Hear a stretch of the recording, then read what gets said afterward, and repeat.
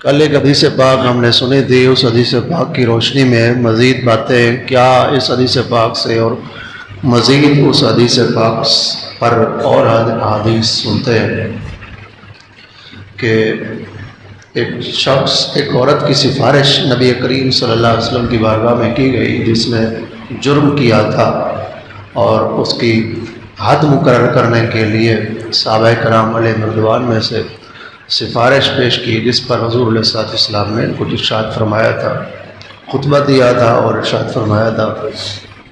اس حدیث پاک سے یہ پتہ چلا کہ انسان کو ہمیشہ ہر حال میں عدل و انصاف کرنا چاہیے۔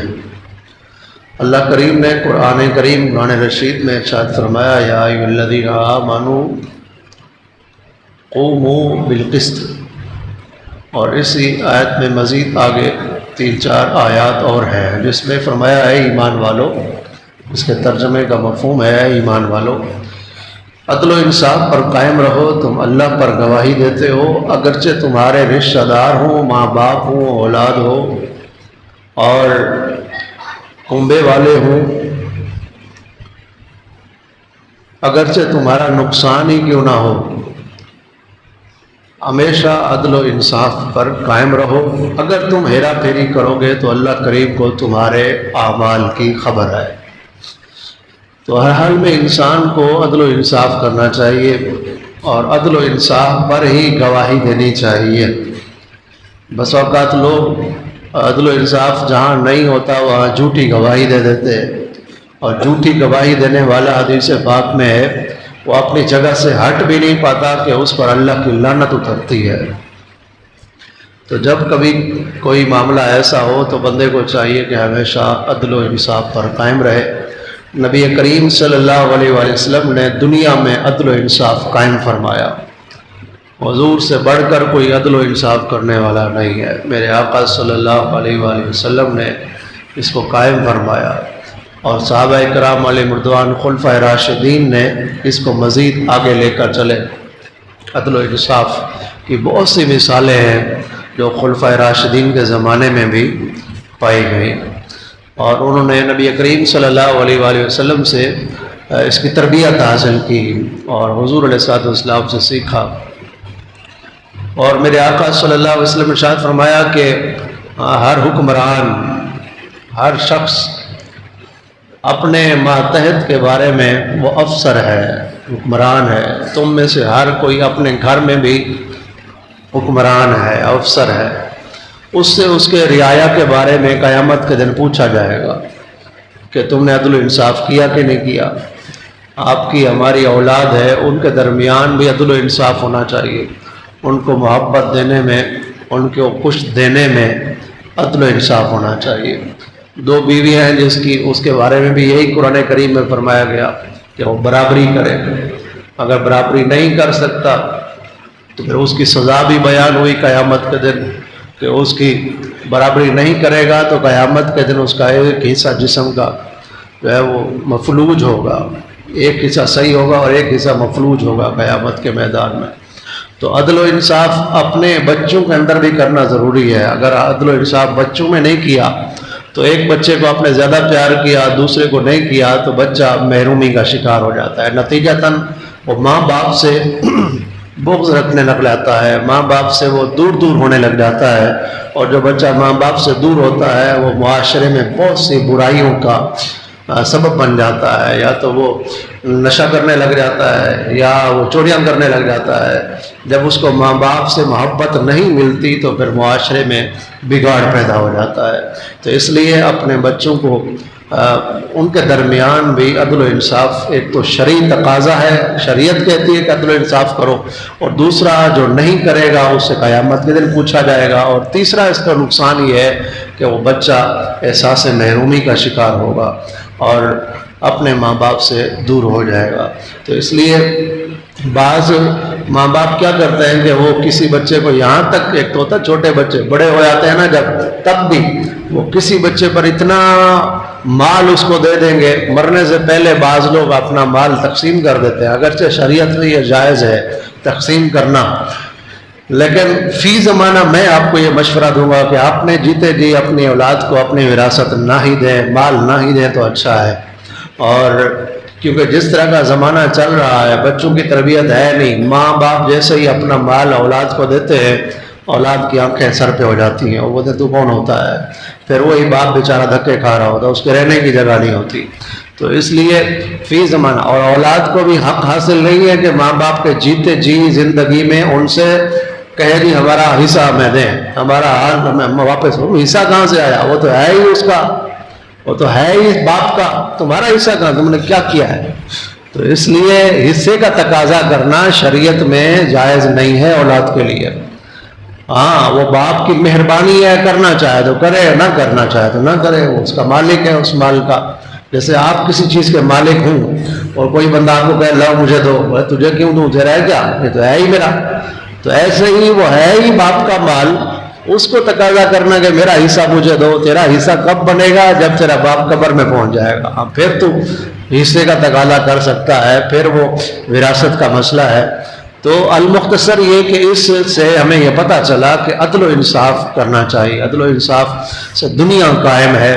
عدل و انصاف جو ہے وہ میرے آقا صلی اللہ علیہ وآلہ وسلم کا طریقہ زندگی مبارک ہے، اور حضور علیہ الصلوۃ والسلام نے یہی فرمایا کہ تم میں سے ہر کوئی اپنے گھر میں افسر ہے، وہ اپنے رعایا پر اپنے ماتحت کے درمیان انصاف کرے۔ اور اس میرے آقا صلی اللہ علیہ وسلم کی زندگی مبارک آپ دیکھیں کہ حضور علیہ الصلوۃ والسلام اپنی ازواج مطہرات، ہماری امی جان ام المومنین کے پاس بھی جو تشریف لے جایا کرتے تھے، اس کے درمیان بھی عدل و انصاف فرمایا کرتے کہ جتنا ٹائم ایک کے پاس جاتے اتنا ٹائم دوسری کے پاس تشریف لے جاتے تھے۔ لیکن اگر کبھی کسی کے ہاں تشریف لے گئے، جیسے آخری دن مبارک تھے میرے آقا صلی اللہ علیہ وسلم کے وصال ظاہری دنیا سے، وصال ظاہری دنیا سے جانے، اس وقت جو باری تھی وہ ایک اور ام المومنین، یا تو حضرت ام سلمہ کی تھی یا کسی اور ام المومنین امی جان کی تھی۔ تو حضور نے ان سے کہا کہ اگر تم چاہو خوشی سے اجازت دو تو میں حضرت عائشہ صدیقہ رضی اللہ تعالی عنہا کے پاس رکنا چاہتا ہوں۔ دیکھیں مالک کل ہے میرے آقا صلی اللہ علیہ وسلم، جس کو جو چاہیں عطا کرے، اور جیسے حضور راضی ہو ویسے رب راضی ہو، جیسے حضور راضی ہو نا ویسے رب راضی ہو۔ لیکن اس کے باوجود بھی امت کی تعلیم کے لیے میرے آقا نے کیا کیا، جس کا حق تھا ان سے پہلے اجازت لی۔ اللہ اکبر، یہ قربان جاؤں میرے آقا صلی اللہ علیہ وسلم کے اخلاق پر، ان سے اجازت لی، کیوں؟ یہ امت کو سکھانے کے لیے۔ اور ساری ازواج مطہرات میں جو سب سے زیادہ محبوب تھیں وہ ہماری امی جان عائشہ صدیقہ رضی اللہ تعالی عنہا تھیں، جن کا وصال مبارک رمضان المبارک میں ہے۔ آپ رضی اللہ تعالی عنہا کا ایک گھر ہے جو اس وقت گنبد خضرا ہے، وہ حضرت عائشہ صدیقہ رضی اللہ تعالی عنہا کا ہی گھر ہے، جس گھر میں میرے آقا صلی اللہ علیہ وسلم نے وصال فرمایا، وہیں تشریف فرما ہے، قیامت تک وہیں تشریف فرما ہوں گے۔ وہ گھر بھی کتنا رب کو پیارا تھا، جب گھر اتنا پیارا تھا تو حضرت عائشہ بھی رب کو کتنی پیاری ہوں گی۔ آپ اہل سنت کتنے خوش نصیب ہیں، آپ ساری ازواج مطہرات سے پیار کرتے ہیں، حضرت عائشہ سے بھی بہت پیار کرتے ہیں اہل سنت۔ ہم تو کسی بھی زوجہ نبی کے بارے میں کوئی بات نہیں کرتے، بری بات کہنا تو دور کی بات ہے، ہمارے ذہن میں بھی نہیں آتی، اور ہم ذہن میں لانا ہی نہیں چاہتے۔ وہ ذہن ہی گندے اور کالے ہیں جو ام المومنین کے بارے میں کوئی بات کریں، جو ام المومنین کے بارے میں کوئی بات کریں۔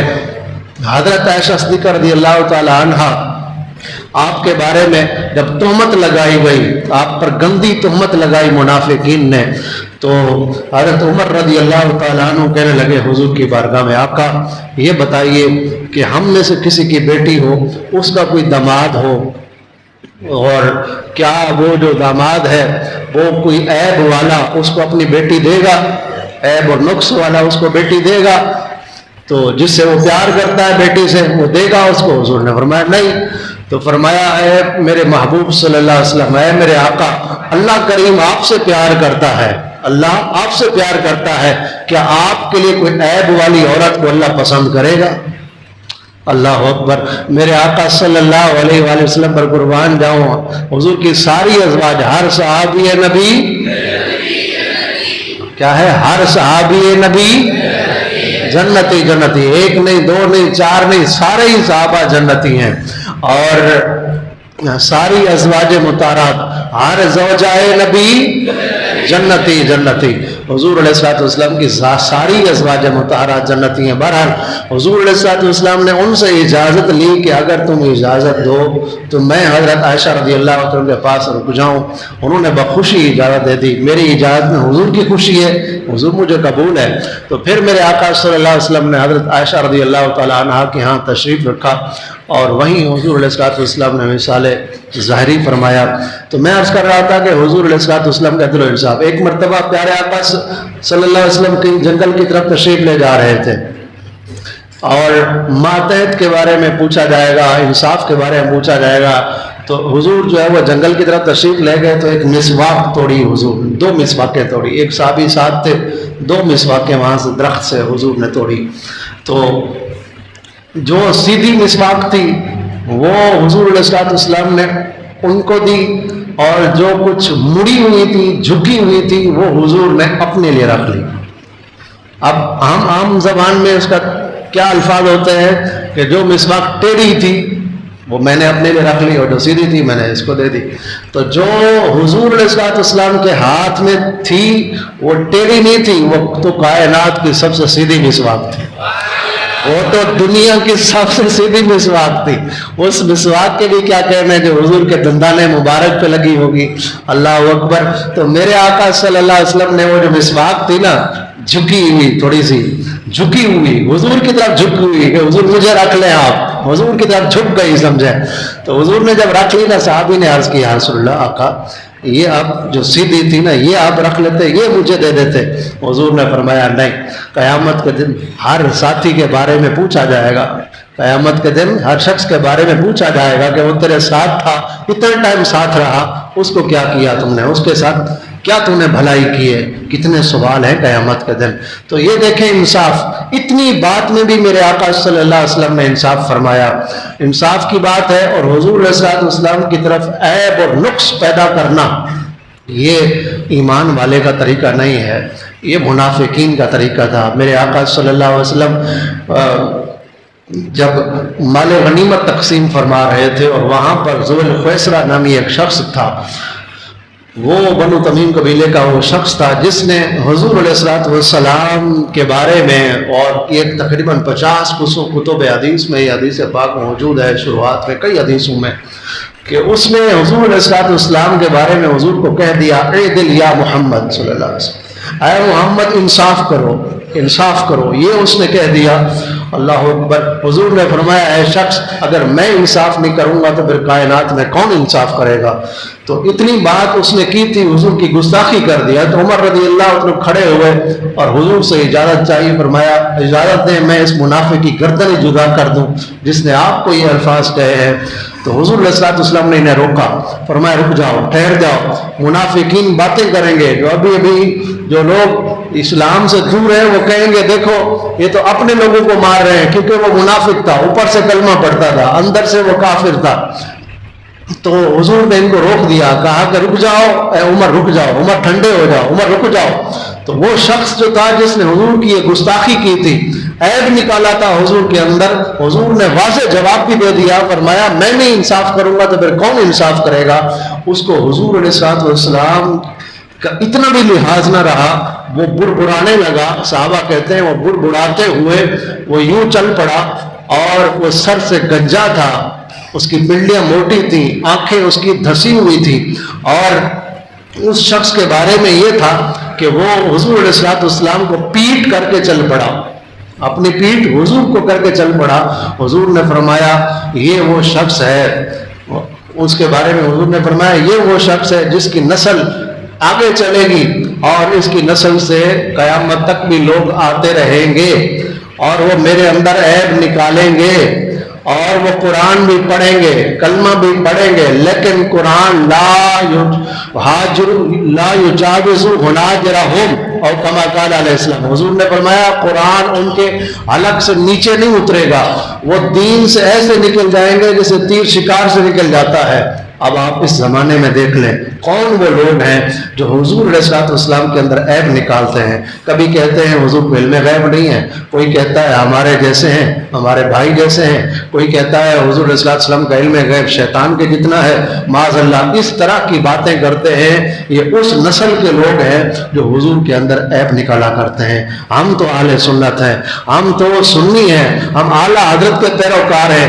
اعلیٰ حضرت کہتے ہیں تیرے تو وصف عیب تناہی سے ہیں بری، حیران ہوں میرے شاہ میں کیا کیا کہوں تجھے، باغ خلیل کا گل زیبا کہوں تجھے.